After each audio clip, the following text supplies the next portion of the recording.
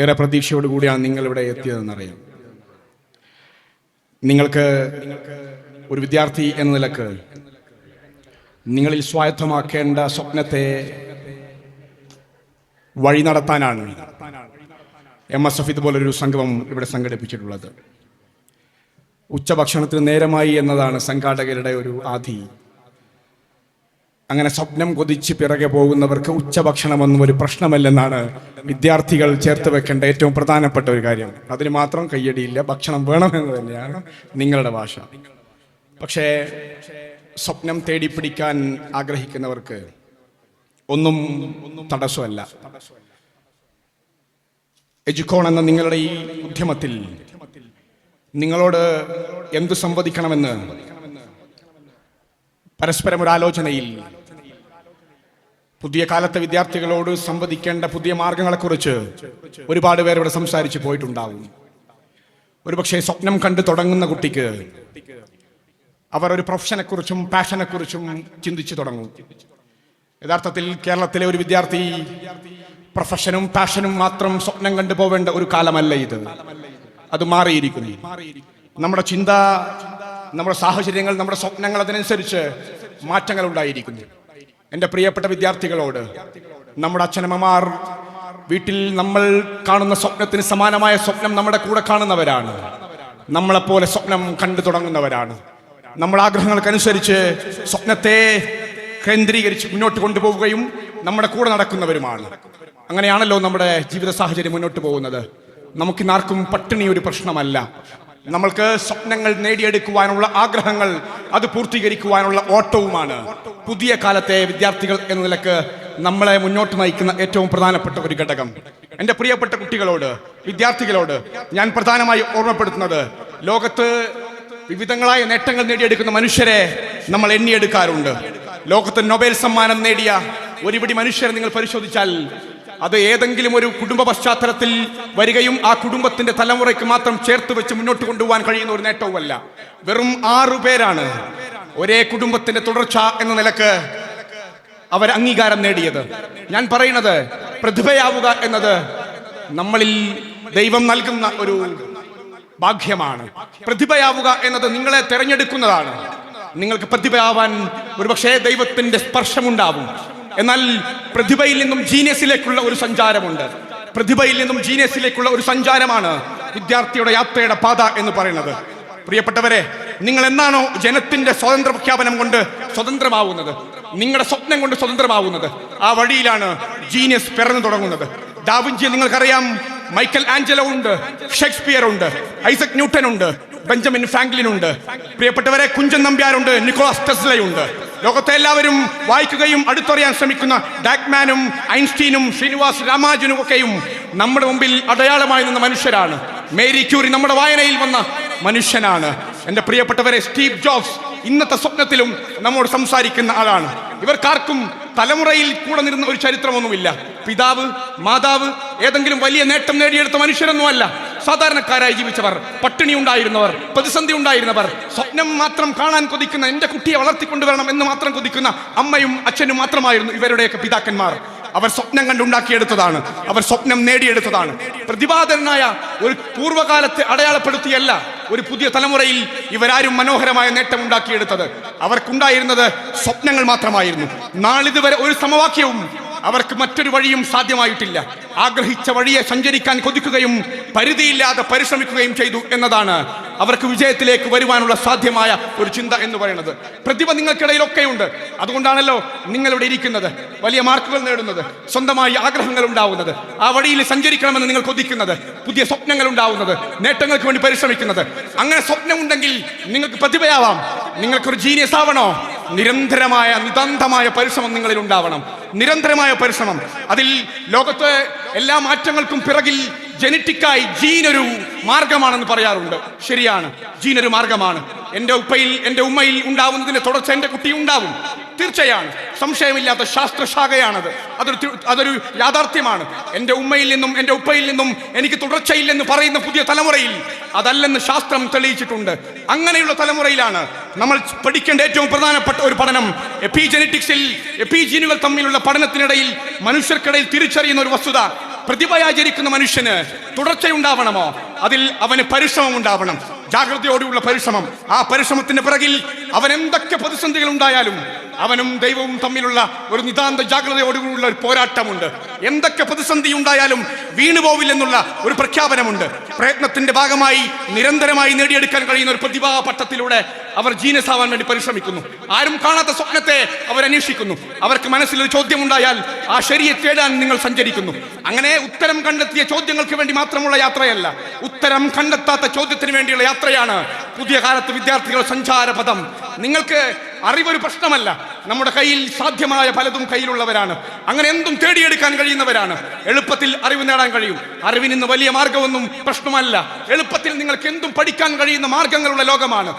നല്ല ലൈബ്രറി ഉണ്ടെങ്കിലേ നല്ല യൂണിവേഴ്സിറ്റി ഉള്ളൂ എന്ന് ലോകം തിരിച്ചറിഞ്ഞ ഒരു കാലത്ത് നിന്നും തൻ്റെ പഠനമുറിയിൽ നിന്നും ലോകത്തെ എണ്ണിയെടുക്കാൻ കഴിയുന്ന കാലമാണ്. ആ കാലത്താണ് നിങ്ങളോട് പറയുന്നത്, നിങ്ങൾക്ക് വേണ്ടത് ജാഗ്രതയോടുകൂടിയുള്ള ഒരു മനസ്സാണ്. വീണുപോവില്ലെന്ന്, തിരിച്ചു വരാൻ കഴിയുമെന്ന് വിശ്വാസമുള്ള ഒരു ലോകമാണ് നിങ്ങൾക്ക് വേണ്ടത്. ഒരു സൃഷ്ടിക്കായി നിങ്ങളെടുത്ത അധ്വാനം നിങ്ങൾ അറിയുന്നുവെങ്കിൽ നിങ്ങളൊരു ജീനിയസ് ആവണം എന്നില്ല. നിങ്ങൾ അധ്വാനിക്കുന്നതിന്റെ ആഴം നിങ്ങൾക്ക് ഫീൽ ചെയ്യുന്നു എന്നിരിക്കട്ടെ. ഞാൻ വളരെ പഠനം നടത്തുകയാണ്, രാവും പകലുമില്ലാതെ എനിക്ക് പഠിക്കുകയാണ്. ഐ ഫീൽ നോട്ട് വെൽ, എനിക്ക് ഇന്ന് ഉറങ്ങാൻ കഴിയണം എന്ന് ചിന്തിക്കുന്നു. നാളെ ഞാൻ എടുത്ത വർക്കിന്റെ ഭാഗമായി എനിക്ക് ഉറങ്ങണമെന്ന് എൻ്റെ മനസ്സിൽ പറയുന്നുവെങ്കിൽ നിങ്ങൾ ആനന്ദത്തോടുകൂടി നിങ്ങൾ പഠിച്ചിട്ടില്ല, നിങ്ങൾ സ്വപ്നം കണ്ടിട്ടില്ല, നിങ്ങൾ അതിനുവേണ്ടി പരിശ്രമിച്ചിട്ടില്ല എന്നാണ് നമ്മളോട് ലോകത്തോട് മുഴുവൻ സംസാരിച്ചപ്പോ മൈക്കൽ ആഞ്ചലോ പറഞ്ഞത്. ആ വാചകം ഹൃദയത്തിൽ ചേർത്തു വെക്കണം. നമ്മൾ പഠിക്കുമ്പോൾ, നമ്മൾ കൊടുക്കുന്ന, ചിന്തിക്കുമ്പോൾ നമ്മൾ നൽകുന്ന സമയമുണ്ടല്ലോ, അത് നമ്മളെ തളർത്തുന്നുവെങ്കിൽ നമ്മൾ ജീനിയസിന്റെ വഴിയിലല്ലെന്ന് നിങ്ങൾക്ക് കണ്ടെത്താൻ കഴിയും. അതികഠിനമായി പ്രയത്നിക്കാനായില്ലെങ്കിൽ സ്വയം നിരുത്സാഹപ്പെട്ടു പോകും എന്ന് നമ്മളോട് വിൻസെന്റ് വാൻഗോ പറയുന്നു. വിൻസെന്റ് വാൻഗോവിന്റെ ഈ വചനത്തിൽ ചേർത്തു വെക്കേണ്ട ഒരു കാര്യം അതികഠിനമായി പ്രയത്നിക്കുക എന്നതാണ്. കഠിനമായി പ്രയത്നിക്കൽ നമ്മൾ എല്ലാവരും ചെയ്യുന്ന കാര്യമാണ്. അതികഠിനമായി പ്രയത്നിക്കുക എന്നത് നിങ്ങൾ മാത്രം അറിയുന്ന ഒരു കാര്യമാണ്, നിങ്ങൾക്ക് മാത്രം അറിയുന്നതാണ്. ആർക്കും നമ്മുടെ അതികാഠിന്യ പരിശ്രമത്തെ കുറിച്ച് പറയാൻ കഴിയില്ല. തോറ്റുപോകുന്നവരുടെ പരിശ്രമം ആർക്കാണ് കാണാൻ കഴിയുക? തോറ്റുപോകുന്നവരുടെ അധ്വാനം ആർക്കാണ് അറിയാൻ കഴിയില്ല. അങ്ങനെ ഒന്നുണ്ടെങ്കിൽ നമ്മുടെ മനസ്സിൽ അതികഠിനമായി നിങ്ങൾ പരിശ്രമിക്കുന്നുവെങ്കിൽ വിൻസെന്റ് വാൻഗോയുടെ വാക്കുകൾ കടമെടുത്താൽ ആരും അറിയാത്ത ആ പരിശ്രമമാണ് വിജയ വഴിയിൽ നമ്മളൊരു ജീനിയസ് ആയി വളരുന്നത്. കഠിനാധ്വാനത്തിന്റെ ഫലമാണ് ജീനിയസ് എന്ന് മാർക്സ് പറയുന്നുണ്ട്. എന്റെ പ്രിയപ്പെട്ട കുട്ടികളെ, മാക്സിൻ പോർട്ട് നമ്മളോട് പറഞ്ഞത് കഠിനാധ്വാനത്തിന്റെ റിസൾട്ട് എന്നാണ്. നേരത്തെ പറഞ്ഞതും കഠിനാധ്വാനത്തെ പറ്റിയാണ്. കഠിനാധ്വാനം എന്നതിന്റെ വാചകത്തിന്റെ അർത്ഥം അറിയണമെങ്കിൽ, തിരിച്ചറിയണമെങ്കിൽ അതിന്റെ ആദ്യത്തെ വാചകം നമ്മോട് പറഞ്ഞത് നേരത്തെ പറഞ്ഞ മൈക്കൽ ആഞ്ചലോ തന്നെയാണ്. മൈക്കൽ ആഞ്ചലോ പറഞ്ഞത്, നിങ്ങൾക്കൊരു കഠിനാധ്വാനത്തിന്റെ ഭാഗമായി അധ്വാനം ഉണ്ടായെന്ന് ഫീൽ ചെയ്യുന്നുവോ, നിങ്ങൾ ജീനിയസ് ആയി വളരുന്നേയില്ല എന്ന് പറയുമ്പോ നിങ്ങളുടെ അധ്വാനത്തിന്റെ അളവുകോലിനെ നിങ്ങളൊന്ന് പരിശോധിച്ച് നോക്കുക. നിങ്ങളൊന്ന് പഠിക്കുമ്പോൾ, നിങ്ങൾ സ്വപ്നം കാണുമ്പോൾ നിങ്ങൾ തളർന്നു പോകുന്നുവോ എങ്കിൽ നിങ്ങളുടെ വഴിയിൽ എവിടെയോ പ്രശ്നമുണ്ട്.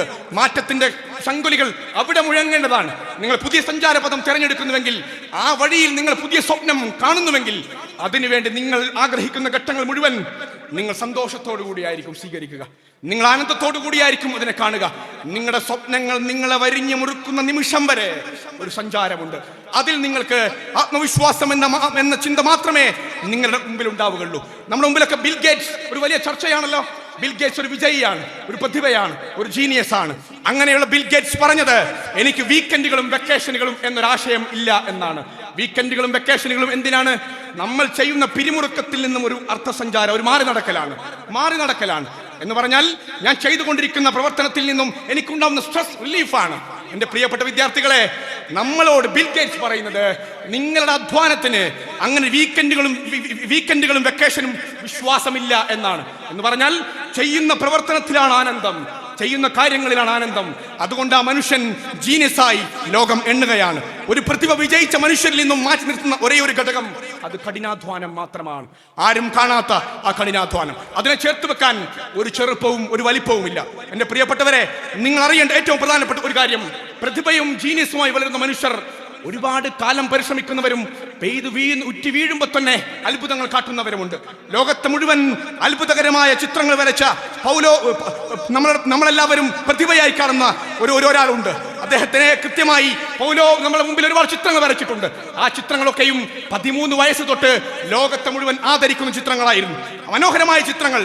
എന്നാൽ അതെല്ലാം ആ കാലഘട്ടത്തിൽ മാത്രം ജീവിച്ച ഒരു മനുഷ്യൻ എന്ന നിലക്ക് 13 വയസ്സ് മുതൽ വരച്ച ചിത്രങ്ങൾ ലോകത്താകമാനം മരിക്കുന്നത് വരെ ലോകം ആദരിക്കുന്ന ചിത്രങ്ങളായി മാറി. ചില മനുഷ്യർ ലോകത്തെ മുഴുവൻ അംഗീകാരം കിട്ടുമ്പോ സമയക്രമം ഒരുപാട് കാലമെടുക്കും. 10 വയസ്സ് ആഗ്രഹിക്കുന്നത് 15-ാം വയസ്സിൽ സ്വപ്നം കണ്ടതാവില്ല. 20-ാം വയസ്സിൽ മറ്റൊരു സ്വപ്നം നിങ്ങളെ കീഴ്പ്പെടുത്തും. 50-ലും 60-ലും നിങ്ങൾ നിങ്ങളുടെ സ്വപ്നത്തിന് വേണ്ടി വീണ്ടും വീണ്ടും പരിശ്രമിച്ചുകൊണ്ടിരിക്കും. ഒരേ സ്വപ്നം എന്നാവണമില്ല. വരയ്ക്കുന്ന ആളുകൾ കവിത എഴുതാൻ പോകുന്നു, കവിത എഴുതുന്നവർ സാഹിത്യ മേഖലയിൽ പ്രോജ്വലമായി ഭവിക്കാൻ പോകുന്നു. ഇതൊക്കെ ലോകത്തെ കാഴ്ചയാണ്. അതുകൊണ്ട് മാത്രം നിങ്ങൾ തോറ്റുപോയി എന്ന് തോന്നരുത്. നിങ്ങളുടെ ഇടം അത് ദൈവം നിങ്ങളെ ചേർത്ത് വെക്കാൻ കാത്തിരിക്കുന്ന ഇടമാണ്. അതിലേക്ക് എത്താൻ നിങ്ങൾക്ക് വേണ്ടത് തോൽക്കാൻ തയ്യാറാവാത്ത ഒരു മനസ്സാണ്.